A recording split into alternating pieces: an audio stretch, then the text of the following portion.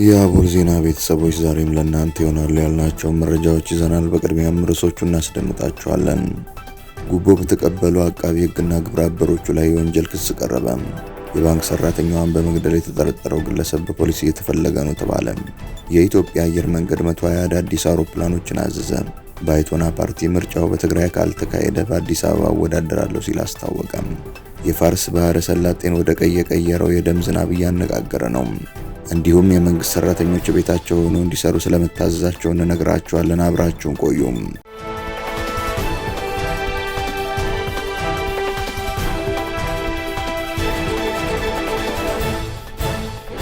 ሰላም ጤና ይስጥልን። ይህ አቦል ዜና ነው። ክቡራን አድማጭ ተመልካቾቻችን ሰላማችሁ ይብዛ፣ ጤና፣ ፍቅር፣ ደስታ በእያንዳንዳችሁ ጎጆ ይግባ። ትኩሱን እፍታ ፍታውን ለእናንተ ለተከበራችሁት ይዘን መጥተናል። ቻናላችንን ላይክ፣ ሼር እና ሰብስክራይብ በማድረግ አጣጥሙልን፣ ለወዳጅ ዘመድም አጋሩልን። እናመሰግናለን። ጉቦ በተቀበሉ አቃቢ ሕግና ግብረ አበሮቹ ላይ ወንጀል ክስ ቀረበ። በፍትህ ሚኒስቴር አቃቢ ሕግ የነበረና ግብረ አበሮቹ ከባለ ጉዳይ በተሰጠ ጥቆማ መሰረት በጉቦ መቀበል ወንጀል ተጠርጥረው በሕግ ቁጥጥር ስር ውለው የወንጀል ምርመራ ሲጣራባቸው ቆይተው ታህሳስ 8 2018 ዓ.ም በሙስና ወንጀል ክስ ቀርቦባቸዋል። ስማቸው ይፋ ያልተደረጉት ተጠርጣሪዎቹ በወንጀል ተጠርጣሪ በነበሩ ግለሰብ ላይ የወንጀል ክስ እንዳይቀርብ እናደርጋለን በማለት 1 ሚሊዮን ብር እንዲከፍሏቸው ሲደራደሩ ይህንን ድርጊት ጠቋሚዎች ለፍትህ ሚኒስቴር ከፍተኛ አመራሮች በማሳወቃቸው በተጠርጣሪዎቹ ላይ ከፌዴራል ፖሊስ ጋር በቅንጅት ክትትል በማድረግ ህዳር 16 ቀን 2018 ዓ.ም ከግለሰቡ ቤተሰቦች 500 ሺህ ብር ለጊዜው ባልተያዘ ግብረ አበራቸው የባንክ ሂሳብ እንዲገባ አድርገው የጉቦውን ገንዘብ ያስገቡትን ደረሰኝ ሲሰጡ እጅ ከፍንጅ ሊያዝ ችሏል። ይህንን ተከትሎ አስፈላጊና አግባብነት ያላቸውን ማስረጃዎች በማሰባሰብ የወንጀል ምርመራ ስራውን በማጠናቀቅ ታህሳስ 8 ቀን 2018 ዓ.ም የፌዴራል አቃቢ ሕግ የወንጀል ህግ አንቀጽ 32(1) ህዝባር ሀ እና የሙስና ወንጀሎችን ለመደንገግ የወጣውን አዋጅ ቁጥር 881 ህዝባር 2007 አንቀጽ 10 እና 2ን በመጥቀስ በተከሳሾቹ ላይ የወንጀል ክስ በፌዴራል ከፍተኛ ፍርድ ቤት አቅርቦባቸዋል። ፍትህ ሚኒስቴር ይህንን ጥቆማ በመስጠት ተጠያቂነት እንዲረጋገጥ ላገዙ አካላት ምስጋና አቅርቧል። ሚኒስቴሩ በሰራተኞቹ የሚፈጸሙ ተመሳሳይ የሙስናና የሌብነት ተግባራትን ተከታትለው ተጠያቂነትን ለማረጋገጥ የሚያስችል ተጠሪነቱ የሚኒስቴሩ የሆነ ልዩ ቡድን በማቋቋም ወደ ስራ እንደገባ ገልጿል። እንዲህ አይነት ተግባራትን የሚፈጽሙ ሰራተኞች ላይ ተጠያቂነትን ለማረጋገጥ ቁርጠኛ ነኝ ያለው ሚኒስትሩ በፍትህ አካላት የሚፈጸም የሙስና ተግባር ከየትኛውም በላይ አስከፊ በመሆኑ ማንኛውም ሀገር ወዳድ ዜጋ ተመሳሳይ ተግባራትን አስመልክቶ ማንኛውም መረጃ ሲኖረው መረጃውን ለፍትህ ሚኒስቴር በስልክ ቁጥር 091155848119 ላይ ወይም 0952666611 በማሳወቅ የፍትህ ስርዓቱን በመጠበቅ እንዲያግዘን እንጠይቃለን ብሏል። የባንክ ሰራተኛዋን በመግደል የተጠረጠረው ግለሰብ በፖሊስ እየተፈለገ ነው ተባለ። በሰንዳፋ በኬ ከተማ ታህሳስ 6 ቀን 2018 ዓ.ም አንዲት የባንክ ሰራተኛ ላይ ዘግናኝ የነፍስ ግድያ መፈጸሙን የሰንዳፋ በኬ ከተማ አስተዳደር ፖሊስ ጽህፈት ቤት ኃላፊ ኮማንደር አየለ አሽኔ ተናግረዋል። ሟች አዳነች ኩምሳ ባለልቱ የኢትዮጵያ ንግድ ባንክ ቅርንጫፍ ሰራተኛና የሰንዳፋ በኬ ነዋሪ ነበረች እንደሆነም ተገልጿል።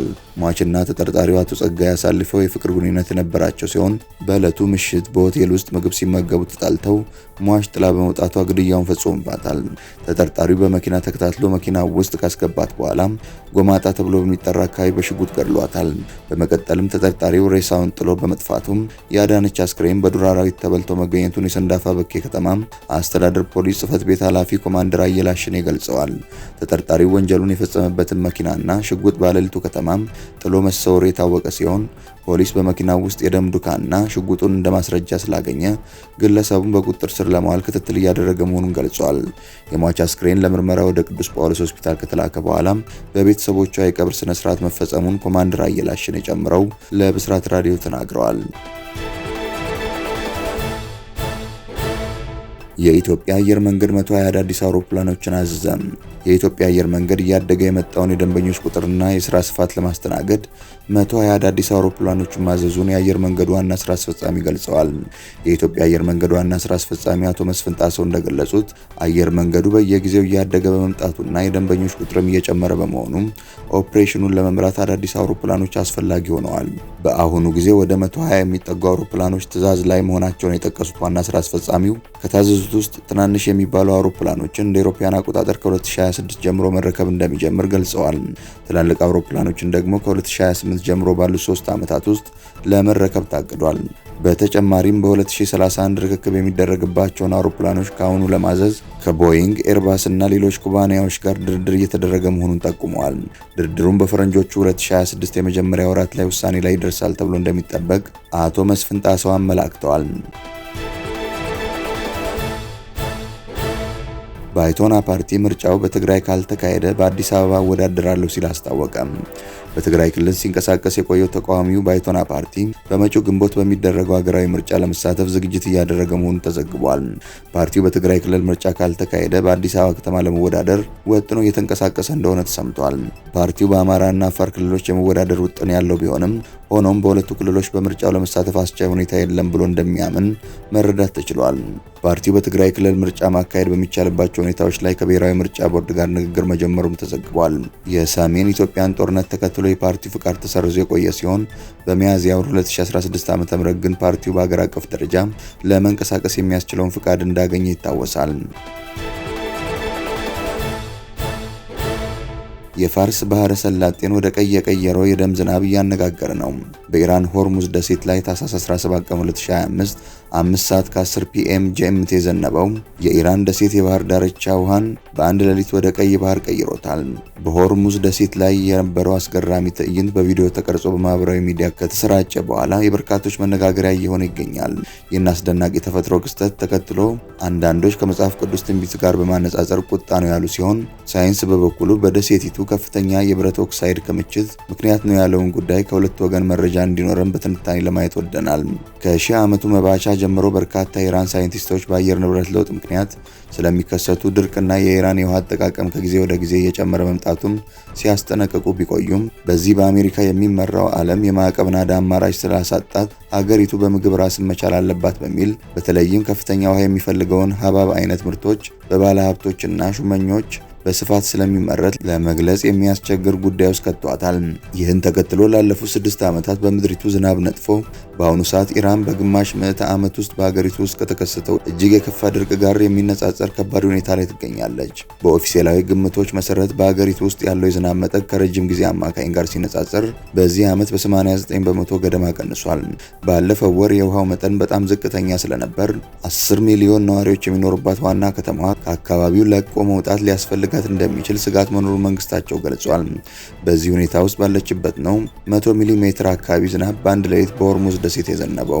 ከባድ ዝናብ በደሴቲቱ ቀይ የባህር ዳርቻ የውሃና የአሸዋ ቀለም እንዲለወጥ ምክንያት ሆኗል። ወደ ቀይነት መቀየሩን ከሃይማኖታዊ ትንቢቶች ጋር ከማያያዛችን በፊት ለመሆኑ ደሴቷ ምን አይነት ናት የሚለውን ማወቅ ያሻል። ሆርሙዝን ደሴት በአስደናቂ ነገሮች የተሞላች ናት። ብዙውን ጊዜ በቀለማት ያሸበረቀ መልክዓ ምድሯ የቀስተ ደመና ደሴት ተብሎ የሚጠራው የሆርሙዝ ደሴት ዓመቱን ሙሉ ተወዳጅ መዳረሻ ነው። ቱሪስቶች ደማቅ አፈሯን፣ ሸካራ የባህር ዳርቻዋንና ታሪካዊ ምልክቶቿን ለማየት ይጎበኛሉ። ደሴቲቱ በሺዎች ለሚቆጠሩ ዓመታት በጂኦሎጂካል እንቅስቃሴ የተቀረጹ ቢጫ፣ ብርቱካናማና ሌሎች የተፈጥሮ ጥላዎችንም ታሳያለች። ሆርሙዝ ለሳይንቲስቶችም ሆነ ለተጓዦች ትኩረት የሚስብ ቦታ ሆኖ ቀጥሏል። ይህም በአየር ሁኔታና በምድር ጂኦሎጂ መካከል ስላለው ግንኙነት ግንዛቤ ይሰጣል። እንግዲህ ዝናቡና በዓለም ዙሪያ ያሉ የማህበራዊ ሚዲያ ተጠቃሚዎችን ትኩረት የሳበው ተፈጥሯዊ ክስተት በዚች ደሴት ነው። አንዳንዶች ከመጽሐፍ ቅዱስ ትንቢቶች ጋር በማነጻጸር አስተያየት እየሰጡ ይገኛሉ። አንድ አስደናቂ የተፈጥሮ ክስተት የኢራንን የሆርሙዝ ደሴት ወደ ዓለም አቀፍ የውይይት መድረክ ቀይሮታል። አንድ ታዋቂ ዩቲዩበር የመጨረሻው ዘመን ምልክት ሊሆን እንደሚችል ጠቁሟል። ሌላኛው ደግሞ ማለቂያ የሌለው ሐዘን እንደሚያበቃ ፍንጭ እንደሆነ አክሏል። ሌላው ደግሞ መጽሐፍ ቅዱሳዊ ይመስላል ብሏል። ከዚህ አስደናቂ ክስተት በስተጀርባ ያለው ሳይንሳዊ ማብራሪያ የደሴቲቱ ልዩ ጂኦሎጂ በበኩሉ ሌላ ሐሳብ ይነግረናል። እንደ ጂኦሎጂስቶቹ ገለጻ ሆርሙዝ በብረት ኦክሳይድ የበለጸገ በተለይም በሄማቲት አፈርንና ድንጋይ ጥልቅ ቀይ ቀለም የሚሰጥ ማዕድን የበለጸገ በመሆን የዝናብ ውሃ በደሴቱ ብረት የበለጸገ መሬት ውስጥ ሲገባም ይሟሟል እና የብረት ኦክሳይድ ቅንጣቶችን ወደ ባህር ዳርቻዎች ያጓጉዛል። ውጤቱም የአሸዋና የውሃ አስገራሚ ቀይ ቀለም ሲሆን የአፈር መሸርሸር የበለጠ ንቁ በሆኑ አካባቢዎች እየጠነከረ ይሄዳል በማለት ገልጸዋል። ሌሎችም ሳይንቲስቶች ይህም የሚከሰተው በደሴቱ ከፍተኛ የብረት ኦክሳይድ ክምችት ምክንያት ነው ይላሉ። ይህም ከዝናብ ውሃ ጋር ሲደባለቅ ኃይለኛ ቀይ ቀለም ይፈጥራል ሲሉም አብራርተዋል። ዛሬ ሰዎች ሳይንስን ለማወቅና አጉል እምነቶችን ችላ ለማለት በቂ ብልህ መሆናቸው ጥሩ ነው ሲል አንድ የማህበራዊ ሚዲያ ተጠቃሚ ተናግሯል። የአየር ሁኔታ መቆጣጠሪያ በበኩሉ የማርስን ቀይ ገጽታ መቀየር ምክንያት የሆነው ሄማቲት እርጥበት ሲጋለጥ በፍጥነት ኦክሳይድ ያደርጋል። የፋርስ ባህረ ሰላጤ ቀስተ ደመና ደሴት በመባል የምትታወቀው በካሌዶስኮፒክ የማዕድን ስብጥሯ የታወቀች ናት። በዚህም ይህ እንግዳ መሰል ትዕይንት በእውነት ሕያው የሚሆነው በዝናብ ጊዜ ነው ሲል ገልጿል።